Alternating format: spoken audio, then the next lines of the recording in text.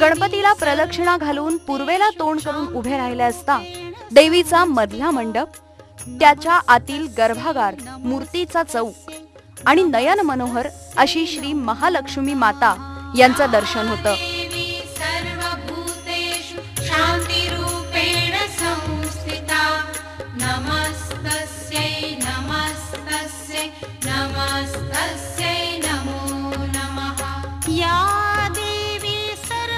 श्री करवीर निवासिनी महालक्ष्मीची मूर्ती 3 फूट उंचीची आहे. ती साळुंकीच्या आकाराच्या दगडी चबुतऱ्यावर उभी आहे. ही मूर्ती वालुकामय हिरखंड मिश्रित रत्नशिलेची बनवली आहे. मूर्तीच्या भूमध्यावर पद्मरागमणी नैसर्गिकरित्या आहे. मूर्ती चतुर्भुज असून उजव्या हातात गदा आणि डाव्या हातात खेटक म्हणजेच ढाल आहे. खाली असलेल्या उजव्या हातात म्हाळुंग आणि डाव्या हातात पानपात्र आहे. मस्तकावर उत्तराभिमुख योनी आणि लिंग आहे आणि माग नागाचा फणा आहे. ही मूर्ती अतिशय सुंदर आणि चैतन्यदायी वाटते. महालक्ष्मीचं दररोज नवोन्मिष वेशात दर्शन झालं की भक्तांची मनं प्रसन्न होऊन जातात. तिच्याकडं तासनतास पाहत राहावं असं वाटतं. महालक्ष्मी आपल्यावर कृपेचा वर्षाव करते अशी भक्तांची स्थिती होऊन ते भाव समाधिस्थ होतात. या देवी सर्वभूतेषु विष्णुमायेति शब्दिता नमस्तस्यै नमस्तस्यै नमस्तस्यै नमो नमः. या देवी सर्वभूतेषु विष्णुमायेति शब्दिता नमस्तस्यै नमस्तस्यै नमस्तस्यै नमो नमः. या देवी सर्वभूतेषु चेतनेत्यभिधीयते नमस्तस्यै नमस्तस्यै नमस्तस्यै नमो नमः. या देवी सर्वभूतेषु चेतनेत्यभिधीयते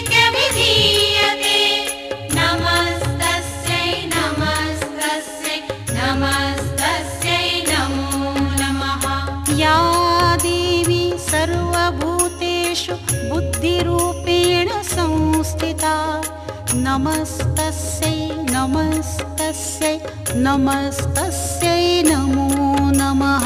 या देवी सर्वभूतेषु बुद्धिरूपेण संस्थिता नमस्तस्यै नमस्तस्यै नमस्तस्यै नमो नमः. या देवी सर्वभूतेषु निद्रारूपेण संस्थिता नमस्तस्यै नमस्तस्यै नमस्तस्यै नमो नमः. या देवी सर्वभूतेषु निद्रारूपेण संस्थिता नमस्तस्यै नमस्तस्यै नमस्तस्यै नमो नमः. या देवी सर्वभूतेषु क्षुधारूपेण संस्थिता नमस्तस्यै नमस्तस्यै नमस्तस्यै नमो नमः. या देवी सर्वभूतेषु क्षुधारूपेण संस्थिता नमस्तस्यै नमस्तस्यै नमस्तस्यै नमो नमः. या देवी सर्वभूतेषु छायारूपेण संस्थिता नमस्तस्यै नमस्तस्यै नमस्तस्यै नमो नमः. या देवी सर्वभूतेषु छायारूपेण संस्थिता. लाखो भाविकांची श्रद्धास्थान असणारी ही देवी नवसाला पावणारी आहे. भक्तांना दृष्टांत देणारी आहे. मोगल साम्राज्यात मंदिरावर आक्रमण होऊ लागली. पूजक मंडळींनी श्री महालक्ष्मी मूर्तीचं स्थलांतर केलं. पुढे पहिले संभाजी छत्रपती यांची आमदानी सुरू झाली. यावेळी नरहर सांगावकर भट यांना देवीनं दृष्टांत दिला आणि आपण कुठं आहे ते सांगितलं. नरहर सांगावकरांनी हा दृष्टांत छत्रपती संभाजीराजांना कथन केला. संभाजी महाराजांनी त्यांचा दृष्टांत ग्राह्य मानून देवीचा शोधही सुरू केला. त्यावेळी कपिल तीर्थ मंडईतील एका पुजाऱ्याच्या घरी ही मूर्ती सापडली.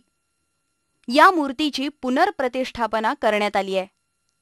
महालक्ष्मी ही देवता भारतातील लाखो लोकांची कुलस्वामिनी आहे. मंदिरात आरती, धूपारती, नैवेद्य, सनई चौघडा, पूजाविधी, कीर्तन, गायन आदी नित्य कार्यक्रम मोठ्या धार्मिकतेनं आणि मंगलमय वातावरणात पार पडतात.